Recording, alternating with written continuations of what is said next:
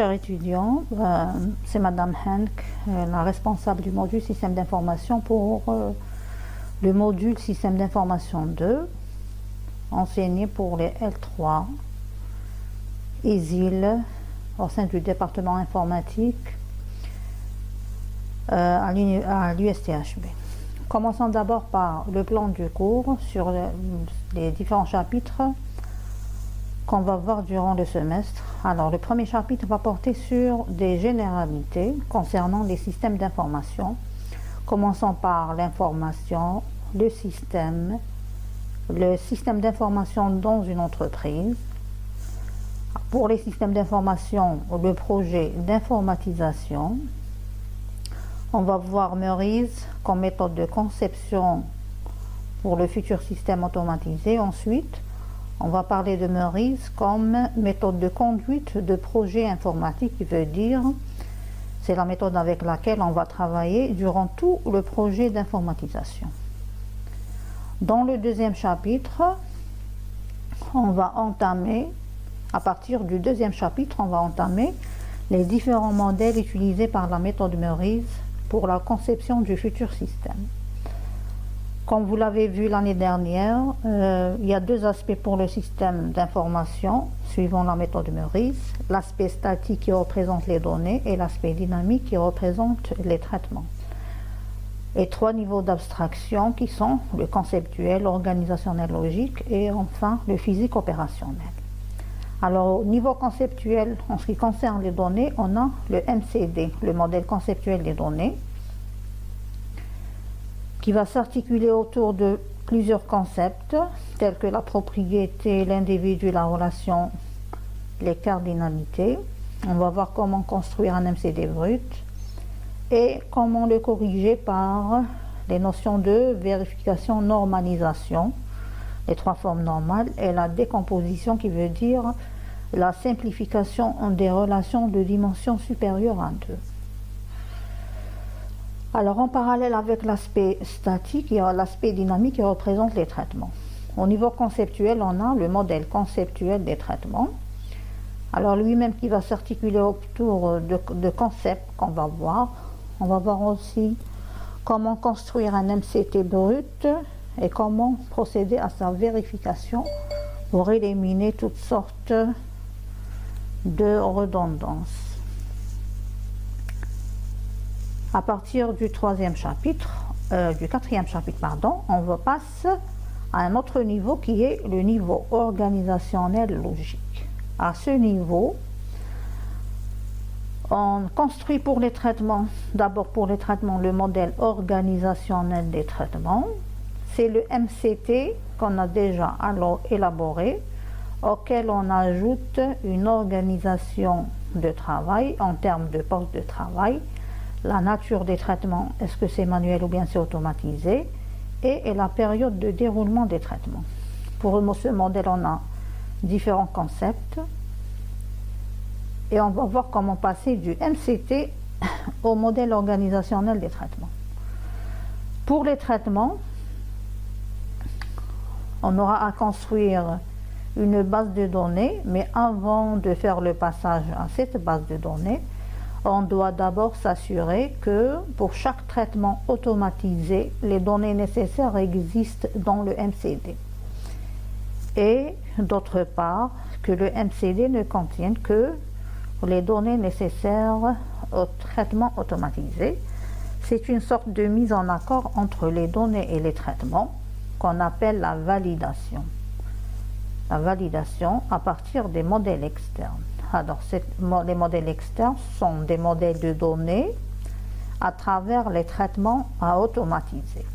On va voir ensemble comment construire ces modèles externes et comment procéder à cette validation avec ces différentes règles en mise à jour et en consultation. Comme résultat, on aura un MCD validé, qui veut dire un MCD prêt à être transformé en une base de données relationnelle. Cette base de données est dite modèle interne ou bien modèle logique des données. On va voir comment faire le passage du MCD validé au modèle logique des données. Ensuite, pour son implémentation sur la machine, on va parler de modèle physique des données. Donc pour chaque donnée, on doit définir le type et la taille. On va tenir compte de la notion des index. Et pour les traitements, le logiciel final pour Meurice est appelé modèle opérationnel des traitements. Et on va voir quelques notions d'optimisation de la base de données. Le dernier chapitre sera consacré aux méthodes de conception orientées objet, comme l'extension de Meurice. Elle n'est plus comme méthode classique, mais elle est plutôt considérée comme méthode orientée objet. La notation UML en ce qui concerne les systèmes d'information. Alors, on commence avec le premier chapitre, des notions générales sur les systèmes d'information. D'abord, c'est quoi une information? Alors, une information est un moyen de description. On va décrire une certaine réalité. On a l'habitude de travailler avec la notion d'attribut ou bien la notion de propriété. Donc, c'est une information élémentaire qui permet de décrire, moyen de description, de décrire les objets d'une réalité ou bien d'un système d'information. L'information est aussi un moyen de communication. Donc, elle permet de faire des échanges entre les différents acteurs du système, que ce soit acteurs internes ou acteurs externes. L'information permet aussi d'enrichir nos connaissances, donc nous apporter des informations nouvelles. En ce qui concerne la forme de l'information, elle peut être écrite, par exemple un formulaire où on a le matricule, le nom, prénom, etc. Elle peut être verbale, comme appel téléphonique, c'est un signal, ou peut-être une figure, etc. Donc ce sont les différentes formes de l'information. On passe au système. C'est quoi un système? Alors, c'est une boîte noire qui permet de transformer des entrées en sorties. Donc, transformer un flux en entrée, en un flux en sortie. La boîte contient un ensemble de moyens permettant de transformer ce flux entrant en un flux sortant. Par quoi? Par un traitement. On va prendre un exemple. Alors, notre système est une entreprise de production. La boîte noire, c'est une entreprise de production. Production veut dire transformer la matière première en produit fini ou bien semi-fini, qui veut dire les entrées, le flux entrant représente la matière première et les produits finis représentent le flux sortant. Quel est le traitement qui permet de transformer ce flux entrant en ce flux sortant? C'est la production. Tout système, alors là on parle de système opérant, alors tout système qui permet de transformer le flux qui traverse une organisation est appelé système opérant. C'est la raison d'être de cette organisation. Alors tout système opérant doit être contrôlé par un autre système appelé un système de pilotage. L'activité du système opérant doit être réglée, un réglage par un système de pilotage, par exemple, pour cette entreprise de production, la direction qui va régler le travail des différents ateliers représente le système de pilotage.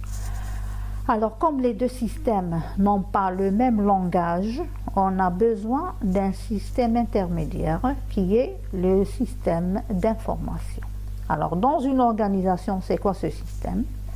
C'est la mémoire de cette organisation qui veut dire, c'est là où toutes les informations sont décrivant l'activité du système opérant sont mémorisées. En d'autre part, c'est le lien entre le système de pilotage et le système opérant. Donc, que fait ce système? Il permet de mémoriser les données décrivant les objets manipulés par le système d'information. C'est quoi une donnée? Alors on a parlé de données. Une donnée est une information, mais c'est une information structurée, qui veut dire que je peux traiter par ordinateur. Donc on va faire une structuration de ces données en définissant leur type et leur taille pour que je puisse la stocker sur machine. Alors le système d'information permet aussi alors comme c'est l'intermédiaire entre le système de pilotage du plus haut niveau et le système opérant du plus bas niveau, il permet de transformer les données sur l'activité du système opérant en indicateur de gestion. Alors quand le système opérant achève son traitement, les informations concernant ces traitements seront transmises au système d'information. Ce système va faire une sorte de synthèse. Cette synthèse est appelée indicateur de gestion. Alors ce sont des données qui nous aident à la prise de décision. Donc ces indicateurs seront envoyés au système de décision ou bien le système de pilotage. Ce dernier va prendre des décisions, bien des directives qui va envoyer au système d'information d'abord. Ce dernier va les transformer dans un langage compréhensible par le système opérant cette transformation est un plan d'action. Je vais prendre l'exemple de l'université. Alors c'est quoi une université? C'est une organisation, une boîte noire, sûrement chargée de transformer un flux entrant en flux sortant. Donc les flux entrants, c'est les bacheliers, ceux qui ont eu leur bac. Le flux sortant, c'est des diplômés, flux sortant diplômés. Et c'est quoi le traitement? C'est l'enseignement. Que va mémoriser le système d'information de cette organisation? Donc il va mémoriser toutes les données décrivant l'activité du traitement qui est enseignement. Comme toutes les informations sur les étudiants, les enseignants, le déroulement des cours, les enseignements, les matières, les examens, la délibération, les moyennes obtenues, et les projets de fin d'études, etc. Donc il est chargé de transformer toutes ces données, alors les données décrivant le système opérant, en indicateurs de gestion comme on l'avait vu. Par exemple, pour cette organisation, parmi les indicateurs, on a le taux de réussite par section, le taux d'absentéisme par module ou bien par enseignant ou bien par section ou là par étudiant, la charge des sections qui veut dire le nombre d'étudiants d'une section, le taux d'achèvement des programmes par les enseignants, etc. Alors ces indicateurs seront envoyés au système de pilotage. Alors le système du plus haut niveau, on le connaît tous, c'est par exemple les directions des départements, directions des facultés, le rectorat, etc. Alors ce système de pilotage va prendre des corrections ou bien va faire une régulation. Alors cette correction, c'est pour la prochaine activité du système opérant. Donc il va recevoir ces directives. C'est quoi ces directives? Bien, les ordres du système de pilotage. Ça peut être un changement du programme enseigné, ça peut être la création de nouvelles sections, on peut aussi trouver le lancement de nouvelles spécialités, le lancement de nouvelles sections, l'embauche de nouveaux enseignants, etc. Il va les transformer en un langage compréhensible par le système opérant, par les enseignants. Ça peut être un emploi du temps, la liste des étudiants par section, les programmes des cours, etc. Alors ici, on a modélisé les trois systèmes. Alors là, c'est le système opérant qui permet de transformer le flux qui traverse l'organisation, transformer le flux entrant en flux sortant. Et au plus haut, on a le système de pilotage, c'est le système qui permet de contrôler l'activité du système opérant. Comme les deux systèmes ne parlent pas avec le même langage, on a besoin d'un système intermédiaire qui est le système d'information. Que fait le système d'information?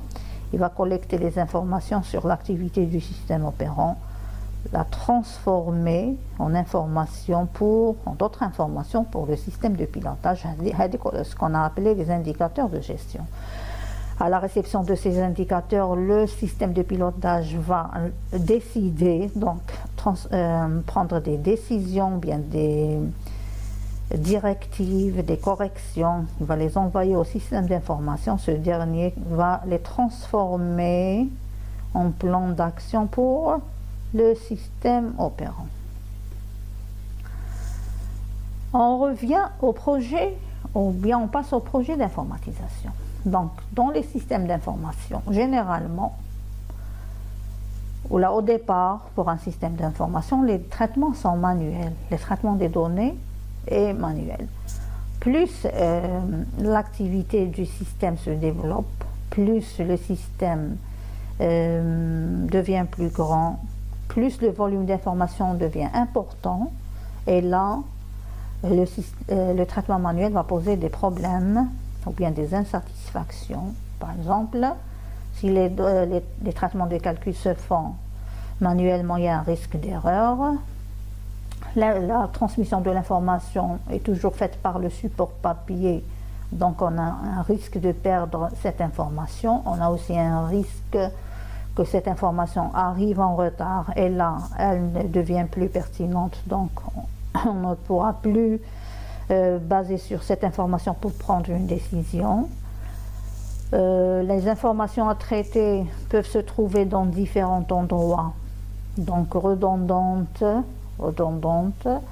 et on doit les tenir à jour, donc ce qui entraîne une perte de traitement dans les mises à jour. Aussi, si on oublie de mettre à jour une copie de cette information, le tout devient non fiable, qui veut dire que c'est des informations, ou bien ce sont des informations qui ne reflètent plus la réalité. Alors pour faire face à ces problèmes, on a recours à l'informatisation. C'est quoi une informatisation? C'est l'introduction de l'outil informatique dans les traitements d'administration. Pour cette informatisation, on doit lancer un projet d'informatisation, bien projet d'automatisation du système d'information. En réalité, dans de grandes organisations, on doit faire ce qu'on appelle un schéma directeur ou bien un plan directeur informatique qui va recenser tous les systèmes d'information de l'entreprise, les liens possibles entre ces différents systèmes et recenser les moyens humains, matériels, etc. Étudier est-ce que ce projet informatique est faisable en termes de temps et en termes d'argent, puis établir un calendrier d'automatisation de tous les systèmes. Ensuite, on prend un système d'information et on va l'automatiser par deux étapes. L'étude de l'existant et l'étude conceptuelle. Alors, l'étude de l'existant, c'est quoi son objet? On prend un système en place, un système à automatiser, et on va l'étudier en détail. On va étudier tous les composants de ce système. Alors, consiste à étudier en détail le système d'information mis en place, qui veut dire existant. Notre objectif, c'est arriver à un diagnostic qui va nous préciser les points faibles de ce système. Quelles sont les grandes insatisfactions des utilisateurs actuels du système et comment on peut les aider pour dépasser ces problèmes. Donc on va établir un diagnostic. Ce diagnostic est un ensemble de critiques et des suggestions pour justifier le recours à une informatisation, bien pour justifier l'urgence d'une informatisation. Donc on doit justifier, on va donner plus de critiques en ce qui concerne l'aspect informationnel du système. Parce que lors de l'étude, il peut s'avérer qu'une simple réorganisation permet de régler les problèmes. Donc pour justifier le recours ou bien le recours à une informatisation, il faut que je donne beaucoup de critiques sur l'aspect traitement de l'information. Lors de cette étude, on va rédiger un rapport.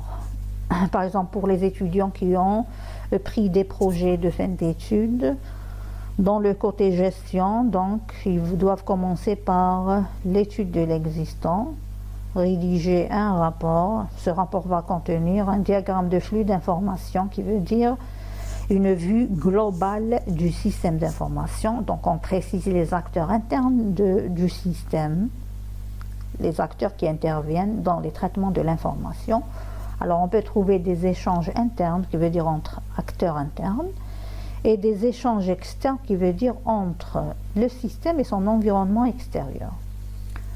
Après le flux, on a l'étude des procédures de travail. Donc le système est décomposé en parties plus simples appelées procédures de travail. Chaque procédure est déclenchée par un événement qui sollicite un résultat. Donc l'ensemble des traitements à partir de l'événement entrant jusqu'à la production du résultat final représente une procédure de travail. On va voir des exemples lors de la deuxième partie. Alors, on va étudier les documents et fichiers qui représentent le support de l'information traitée. On va étudier les postes de travail qui représentent les acteurs chargés d'exécuter les traitements permettant de transformer ces informations.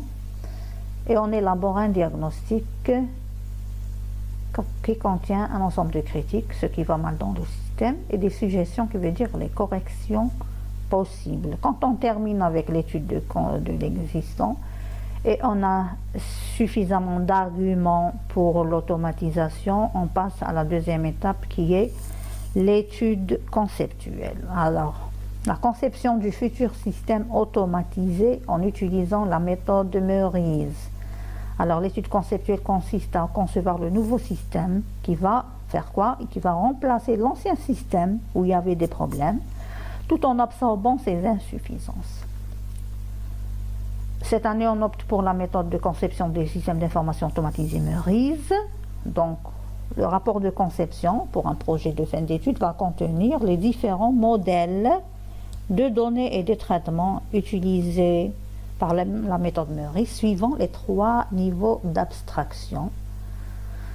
Ces niveaux qui représentent le cycle d'abstraction de Meurize. Donc là, j'ai fait un résumé, un tableau. Donc en colonne, vous avez l'aspect statique qui représente les données, l'aspect dynamique qui représente les traitements, et les 3 niveaux d'abstraction qui sont le conceptuel, l'organisationnel logique, l'opérationnel physique. Alors pour les données, lors de la conception, on a le MCD, modèle conceptuel des données. Et pour les traitements au niveau conceptuel, vous avez le MCT, modèle conceptuel des traitements, consiste à répondre à la question quoi, que fait le système ici et quelles sont les données traitées. Le niveau organisationnel logique, en plus de la question quoi, on ajoute qui et quand on construit le MOT. Après validation, on a vu dans le plan du cours, on obtient un MCD validé, le passage au modèle relationnel nous donne un MLD. Le dernier niveau d'abstraction, c'est le logiciel final qui va traiter une base de données relationnelle. Alors, on a vu Meurize, d'une manière générale, comme méthode de conception du système d'information. Actuellement, elle n'est plus considérée comme méthode de conception, mais comme méthode de conduite de projet informatique, qui veut dire on va l'utiliser lors de l'étude de l'existant et lors de la conception du nouveau système, suivant ce qu'on appelle une courbe du soleil. Donc, on part du niveau physique du système existant. On va essayer de voir le modèle logique et on extrait de l'application le modèle organisationnel. On efface tout ce qui est organisation, on obtient le modèle conceptuel qu'on va améliorer pour avoir le modèle conceptuel, les modèles conceptuels futurs. Ensuite, on va ici utiliser comme méthode de conception, ce qui veut dire mettre en place l'organisation du travail pour avoir les modèles organisationnels et introduire les aspects techniques pour avoir la base de données et l'application finale. Alors ici se termine la première partie. Bon, avant de terminer, alors chaque système d'information a une certaine durée de vie estimée à 5 années au maximum. À partir de là, comme le système est en interaction avec son environnement extérieur, donc il y a plusieurs cas qui n'étaient pas prévus dans le système et qui sont traités d'une manière manuelle, qui sont à revoir. Donc il y a des cas nouveaux qui vont être pris en charge. C'est pour cela qu'on va revoir notre système d'information, donc une étude de faisabilité. On va l'élaborer, on va l'implémenter, le tester et après chaque année on fait la même chose, qui veut dire un cycle. Ceci représente le cycle de vie tel que le décrit la méthode de Murray.